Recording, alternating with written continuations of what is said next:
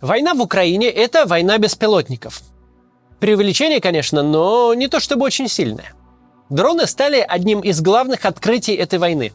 В том, что сейчас линия фронта застыла на всех направлениях, не последняя заслуга беспилотников. Причем как разведывательных, так и ударных. Механизм тут прост. Обе армии не могут бросить в бой огромные бронетанковые колонны, потому что над фронтом с обеих сторон висят буквально тысячи беспилотных летательных аппаратов. Они обнаружат всю эту технику еще задолго до того, как та подъедет на фронт, и скоординируют на нее огонь артиллерии. При этом больше внимания, чем к БПЛА, приковано к другой военно-технической новации, тоже беспилотникам, но морским, которые активно внедряет и использует Украина. Тут стоит сказать, что идея устранять наводные объекты противника дистанционно, но не с помощью ракет или мин, занимает военных не первый год. Например, во время Ирано-Иракской войны в Персидском заливе обе стороны атаковали нефтяные танкеры и сухогрузы с помощью начиненных взрывчаткой катеров. Правда, те управлялись отнюдь не дистанционно, их вели смертники-маджахеды. Но развитие концепта удаленного поражения целей началось в этой точке. Сейчас морские беспилотники стали значимым фактором в войне на Черном море. Можно сказать, что эта война стала первой, в которой морские дроны используются так активно и при этом производят ощутимый эффект. Грубо говоря, Украина использует их как заменитель флота, костяк которого она потеряла почти 10 лет назад, когда Россия аннексировала Крым и остатки его во время вторжения 22 года.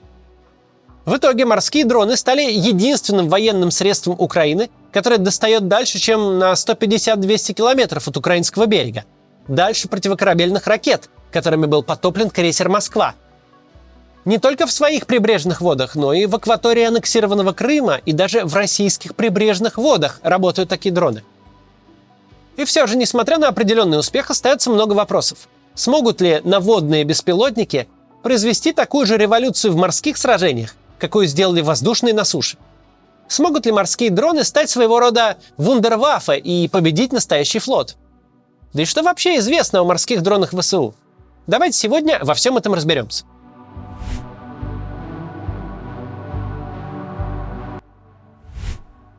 Сразу оговорюсь, информация о морских дронах довольно ограничена, и мы сегодня разберем только те сведения, которые легко проверяются в открытых источниках.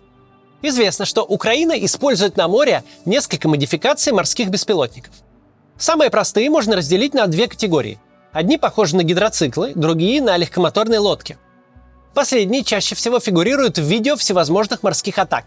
Из-за того, что беспилотные лодки невысоко поднимаются над уровнем воды, их сложно отличить от волн как морским радарам, так и морякам, которые осматривают воды. Сложно, но не невозможно. Еще несколько месяцев назад именно моряки обнаруживали эти дроны прямо на подходе к кораблям. Бывало так, что экипаж корабля успевал расстрелять беспилотников с пулеметов прямо до того, как тот врезался бы в корабль. Поэтому сейчас Украина атакует морскими дронами в темное время суток.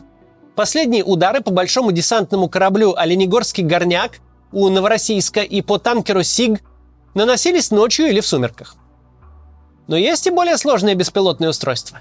Недавно Украина официально представила две модели морских беспилотников.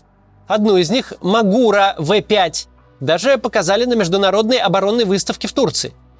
По сути, это беспилотная лодка, которая может достигать своих целей на расстоянии до 833 километров. То есть, по сути, такой беспилотник может переплыть почти все Черное море. При этом Магура двигается быстрее кораблей. Ее обычная крейсерская скорость 41 км в час, а максимальная 78 км в час. Магура может вести разведку, следить за кораблями противника, проводить разминирование акватории, сопровождать военные корабли и гражданские суда. Ну и, конечно же, вступать в бой, как мощный дрон-камикадзе. Магура может перевозить до 320 килограммов полезной нагрузки, в частности, взрывчатки. А буквально на днях СБУ рассказала о еще одном дроне – «Морской малыш». Пока о нем известно немного. Что он перевозит 850 килограммов взрывчатки, и что, по словам главы СБУ Василия Малюка, именно морские малыши атаковали Крымский мост и танкер «Сиг». Малюк также назвал эту модель беспилотников результатом месяцев разработки, начавшейся сразу после вторжения. Правда, российские военные блогеры все еще не верят, что морские малыши – дроны украинского производства. Россия же воюет со всем НАТО, Поэтому Z-военкоры то и дело намекают на французское или британское происхождение беспилотников. А еще военкоры не верят, что украинские морские дроны могут ходить по морю так далеко, вплоть до Крымского моста или российских берегов. Поэтому пишут, что их якобы запускают с гражданских судов. По версии Z-военкоров, так называемые корабли-матки подходят к Крыму на 200 километров, выпускают беспилотники и быстро уходят.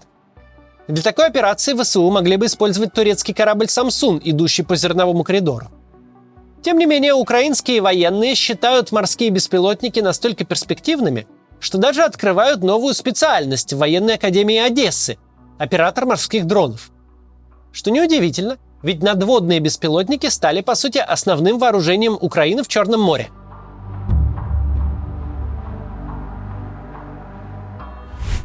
Говоря о противостоянии на море, нужно понимать, за что Украина и Россия там вообще воюют. Если говорить просто, то Москва хочет заблокировать всю морскую торговлю Украины, а Киев сделать так, чтобы Москва от этих своих планов отказалась. Для обеих сторон морское направление уж точно нельзя считать приоритетным. Но у России хотя бы есть флот, который может поиграть в большую войну, если ее приоритеты поменяются. А у Украины таких сил нет. Хотя Россия и оккупировала все украинские порты на Азовском море, Украина смогла сохранить контроль над своими главными портами – Николаевым, Очаковым, Черноморском и Одессой. Сюда же можно отнести 3 небольших порта на Дунае – Изюм, Колея и Измаил. Сейчас им не угрожают атаки с моря. После того, как Украина получила противокорабельные ракеты «Гарпун», Россия вообще не рискует отправлять корабли на северо-запад Черного моря. Потеря флагмана Черноморского флота, крейсера «Москва», показывает, что даже корабли с серьезной ПВО рискуют быть уничтоженными, если не первой, то второй украинской ракетой. В итоге Россия потеряла возможность и разместить свои эскадры у морских портов, и подойти достаточно близко, чтобы плотно заминировать украинские прибрежные воды. То есть Россия больше не может физически заблокировать оставшиеся морские порты Украины. Поэтому все же удалось запустить зерновую сделку, а Украина смогла нарастить производство морских дронов. Вообще, дальность действия украинских морских беспилотников значительно увеличилась за 1,5 года войны. В прошлом году морские дроны атаковали только главную базу Черноморского флота в аннексированном Севастополе. Тогда российское командование построило специальные заграждения в Севастопольской бухте, чтобы дроны не уничтожали корабли в месте стоянки. А Украину было решено обстреливать крылатыми ракетами «Калибр» либо с кораблей, выходящих в открытое море ближе к Новороссийску, либо прямо с берега рядом с Севастополем. В ноябре один из украинских дронов все же смог пробиться в гавань Новороссийск. Это была чуть ли не единственная известная атака с моря. Но в этом году география атак украинских морских дронов изменилась. Все началось с того, что российский генштаб нашел способ сорвать зерновую сделку. Россия стала атаковать украинские порты с неба шахидами и крылатыми ракетами. Сейчас они чуть ли не ежедневно бьют по зерновым терминалам в портах. Тут логика проста. Если мы не можем остановить движение судов с зерном блокадой, можно лишить Украину терминалов, чтобы не было опции отгружать зерно. Затем Россия заявила, что будет осматривать все гражданские суда, идущие в украинские порты, а Украина сделала зеркальное заявление и запретила иностранным судам заходить в российские и оккупированные Россией порты. Надо заметить, что украинская сторона расценивает инициативу с досмотрами вполне однозначно. Считает, что такими маневрами Россия хочет отпугнуть гражданские суда. Эти подозрения косвенно подтвердил инцидент, когда Россия фактически досмотрела сухогруз «Сукра-Акан» в международных водах. После него противостояние на Черном море развернулось с новой силой. Именно тогда беспилотники ВСУ атаковали Оленегорский горняк и подсанкционный танкер «Сиг», который шел в водах аннексированного Крыма, чтобы дать адекватный ответ российской агрессии на море. И такие удары не предел. Сегодня ВСУ могут по морю дотянуться и до второй по значимости военно-морской базы Черноморского флота в Новороссийске, и до Крымского моста, и даже до берегов Босфора. В прошлом месяце ВСУ атаковали там патрульный корабль «Сергей Котов», но судно смогло отбиться. В этом смысле очевидно, что беспилотный украинский флот пока еще не настолько мощный, чтобы заблокировать или обезвредить все российские военные корабли. А еще ничего не известно о реальных производственных мощностях Украины по созданию таких аппаратов. Но уже понятно, что они создают серьезную угрозу для Черноморского флота. Россия в теории может поставить дополнительные заграждения от морских беспилотников у Новороссийска или у Крымского моста. Вот только все проходы в порт или под тот же мост перекрыть не получится, ведь придется оставить пути для торговых судов. Впрочем, за ними можно усилить наблюдение. А вот как обезопасить военные корабли – это та еще задачка. Их-то заграждениями не обнесешь. При этом российские военные прекрасно понимают, что найти способ обезопасить флот от атак беспилотников необходимо сейчас. Да, дроны пока не могут топить корабли, но способны оставлять в них пробоины на уровне ватерлинии, в которые мгновенно поступает вода. Экипажам приходится действовать на пределе собственных возможностей, чтобы не дать судну затонуть, а потом буксировать его на базу для наверняка длительного и дорогого ремонта. Повезет еще, если удар по кораблю или судну случится у берега, то есть неподалеку от базы, иначе шансы остаться на плаву резко падают. В Z-среде считают, что России нужно ввести круглосуточный мониторинг за акваторией Черного моря с воздуха. А для этого, в свою очередь, нужен какой-то стратегический беспилотник, типа того же американского Риппера, который постоянно летает над Черным морем. Но пока у России нет подобных аппаратов, и остается только самый очевидный вариант – постоянно поднимать в небо морскую авиацию.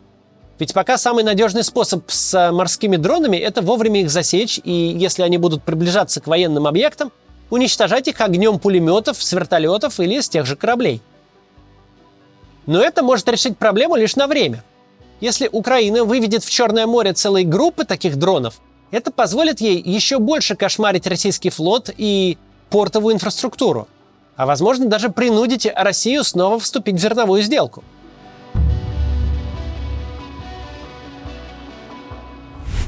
Надводные дроны радикально меняют ход войны на море. Ведь Украина – страна, у которой практически нет собственного флота, и сейчас она все же находит способы борьбы со вторым по силе флотом в Черном море. И к этому противостоянию приковано внимание многих военных специалистов. Ведь не исключено, что морские беспилотники перевернут вообще все представление о войне на море. Пока, конечно, рано говорить, что морские дроны могут разгромить классический флот. Ведь ВСУ своими дронами смогли повредить всего 3 российских военных корабля. А ведь Черноморский флот насчитывает несколько десятков только боевых кораблей. А вместе с кораблями связи, обеспечения и буксирами это больше сотни. То есть было бы неверно сказать, что украинские морские дроны уже могут полностью обезвредить российский флот. Но настоящая революция может произойти, если Украина сделает 2 вещи. Во-первых, сформирует флот морских беспилотников и сделает их присутствие в акватории действительно массовым и будет постоянно держать в море десятки надводных дронов. А во-вторых, если Украина оснастит дроны торпедами и противокорабельными ракетами. Еще более перспективной кажется идея создания подводных беспилотников. Ведь обнаружить и нейтрализовать такой аппарат будет еще более сложной задачей. Но массовое производство подводных беспилотников – задача дорогая и ресурсоемкая. И Украине сейчас она едва ли под силу, если только не организовать производство за границей.